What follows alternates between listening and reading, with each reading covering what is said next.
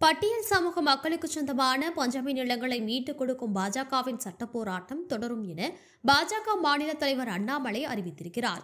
திமுகவின் அதிகாரப்பூர்வ பத்திரிகையான முரசொலி அலுவலகம் அமைந்திருக்கும் இடம் பட்டியல் சமூக மக்களுக்கு சொந்தமான பஞ்சமி நிலம் என்ற குற்றச்சாட்டு பல ஆண்டுகளாக உள்ளது. பல தளங்களில் கேள்வி எழுப்பியும் இந்த குற்றச்சாட்டு குறித்து விளக்கமளிக்க வேண்டிய திமுகவோ இதற்கு பதில் கூறுவதை தவிர்த்து வருவது பொதுமக்களிடையே பலத்த சந்தேகத்தை எழுப்பியிருக்கிறது.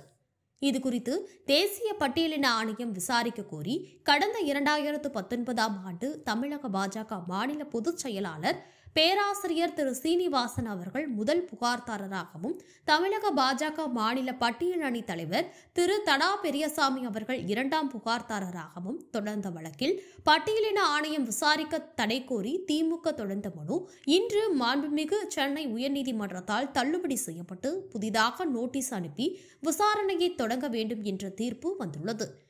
திமுக இனியும் விசாரணையை தள்ளி போட முயற்சிக்காமல் விசாரணைக்கு ஒத்துழைக்க வேண்டும் என்று பணிவன்புடன் கேட்டுக்கொள்கிறேன்.